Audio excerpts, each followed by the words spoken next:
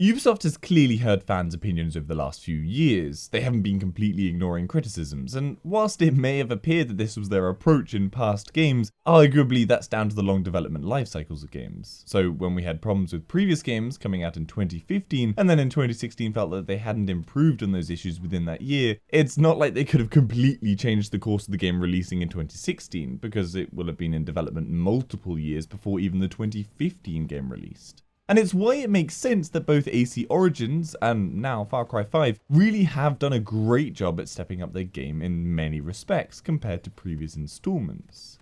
Of course, this question arguably needs to be tweaked slightly because of the infamous Far Cry Primal game that came after the third and fourth games. It really was the low point in the entire series and was very different from the other games, yet it also managed to feel like the same thing, which was its huge problem. And because it's such a weak entry in the series, I'm going to compare Far Cry 5 to really Far Cry 4 and 3, a far more sensible and realistic comparison.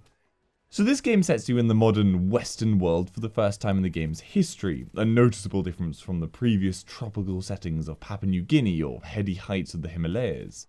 The US setting feels a lot more personally recognizable for probably most gamers, and does provide a welcome change to the standard look the series is known for. However, at the same time, it doesn't feel wholly unrecognizable. You know you're playing a Far Cry game. This time you play as a cop who's come in to help arrest the religious cult leader who's built up a force of power within this huge valley with the intent to cleanse the world of sinners, basically those who oppose his extreme views. There are a lot of parallels made to real-world events and opinions, especially with Trump's rise to power, a tidy coincidence for the developers who, like we've established, would have been working on the game well before Trump succeeded in taking the presidency. In my opinion, the villains in this, while still with decently written personalities and individualism, still fail to compare to Vaas. Of course, this is the inevitable comparison any of us will make to his brilliance in the third game, but that doesn't make these bad characters. With Joseph Seed at the head and his family controlling the map in 3 core sections, Faith, Jacob and John, provide interesting opponents. They are also responsible for creating a unique feel to each of the sections of the map, Faith most obviously. Their approach to how they help the cause shines through in how they treat you and how they've affected the environment, and you can choose in which order you want to tackle them, though they do represent, without it being explicitly pointed out, varying levels of difficulty. And the game does hint to start with John, but it doesn't stop you from going anywhere right off the bat. Gameplay runs very clearly in the same veins as what we've had before. This is an extremely gun-toting, weapon-filled world, much like what the image of America is to most foreigners. There is an abundance of SMGs, pistols, rifles, snipers, machine guns, grenades, C4, etc. You name it, there is probably a variant here. You can fly planes, helicopters, boats, drive all types of cars, trucks, tractors, and everything can be customized to some extent, with silencers, paint jobs, sights, and so forth.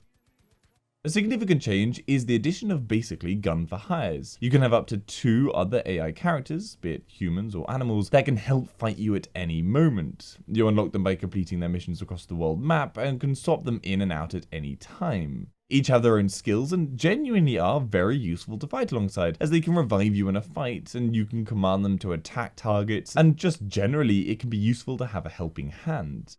I really found though that Peaches, the cougar, was the most helpful of all, staying stealthy and out of sight most of the time and able to kill and revive me the most successfully out of anyone. If you do choose to play in co-op, and yes, the entire game can be played in co-op, which is fantastic, though unfortunately not split screen, then you can only have 1 gun for hire, and only the host player can control them.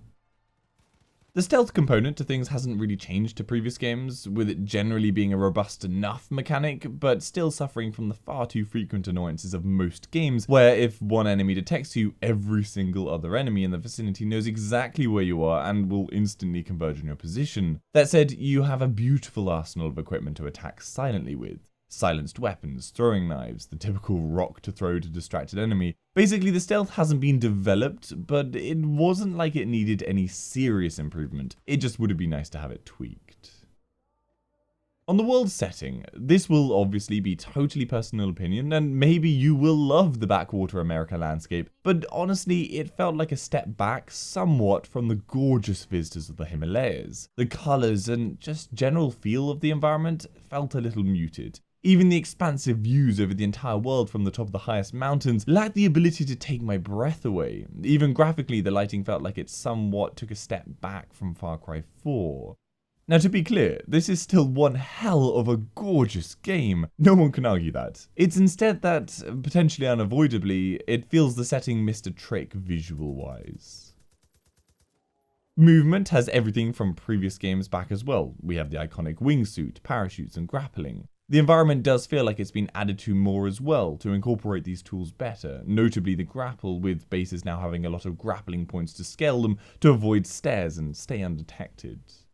Talking of bases, the enemy camps you'll run into are a little different to previous games. They still work essentially the same, but now you just have normal buildings like a mine or lumber camp, and a few bits have been tweaked, such as disabling alarms takes much longer and leaves you exposed. They're fun little challenges, but honestly, they need vamping up more. They're still a little too repetitive.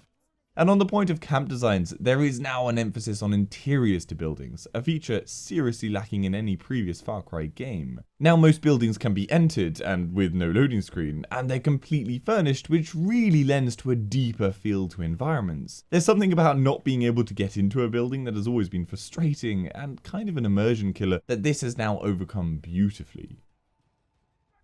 A big change to how we progressed in previous titles is the removal of crafting. Well, it's sort of there for your drug-induced powers, such as extra speed, or ability to take more damage, etc. But gone are the ammo pack upgrades and backpack expansions crafted from skins.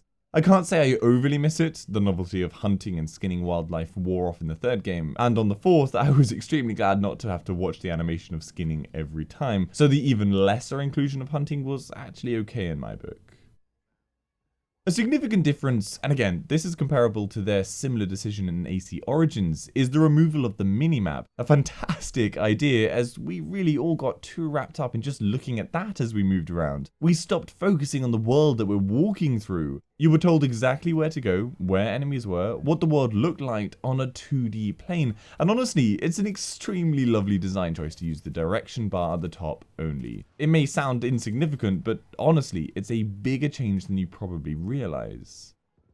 A few general tweaks to gameplay can be seen in map exploration, which is no longer based on scaling towers and regions to uncover the map, but instead done in a GTA style, if you've been there, it's been uncovered method. Once again, a very welcome change. It's funny because they reference this at the start of the game, and they're clearly aware that people are getting bored of all these towers.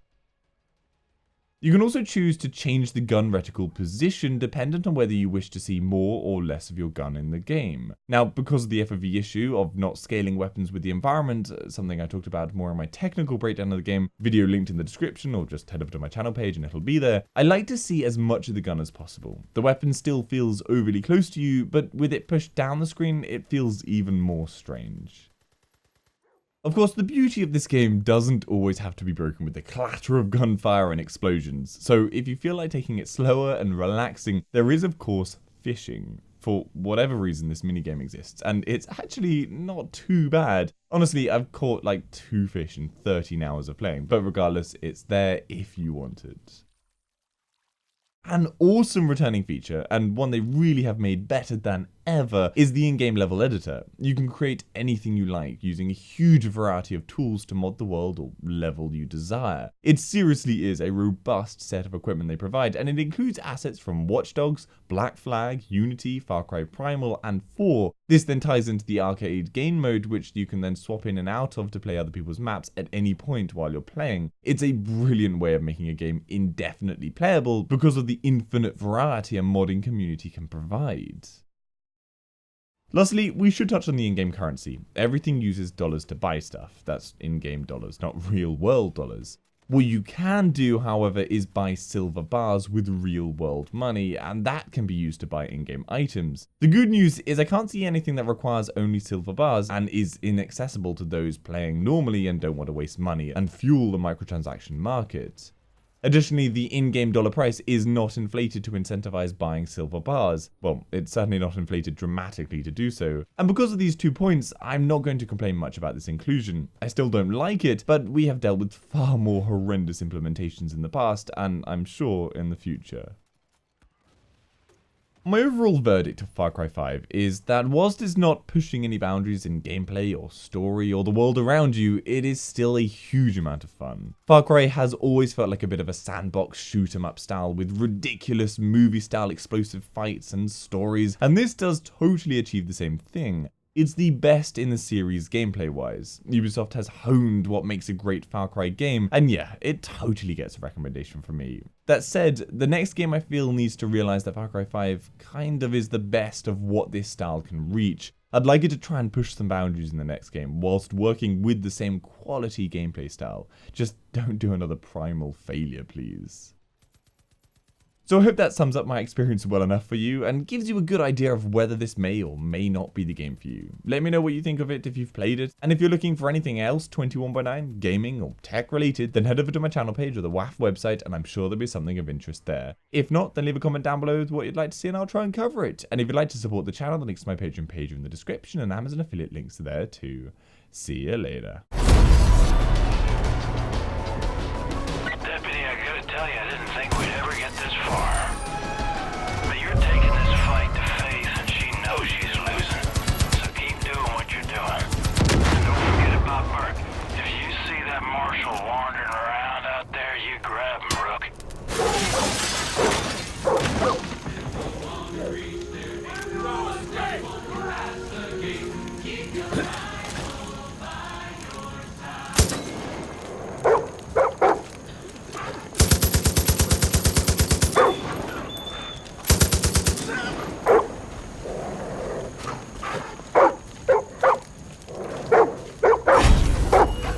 Twice as fucking hard now.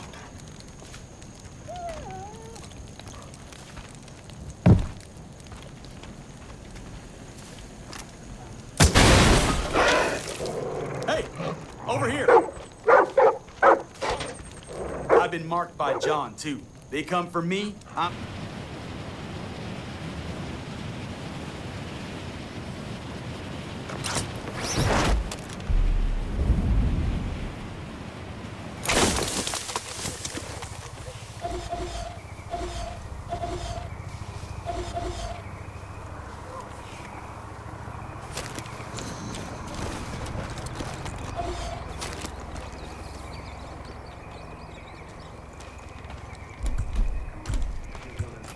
They're all pathetic cowards, as far as I'm concerned. Cougar, watch out! These people are doomed either way.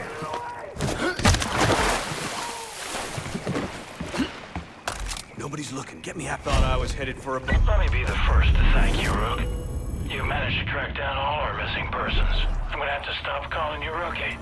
It's no small deed. Outstanding job, Deputy.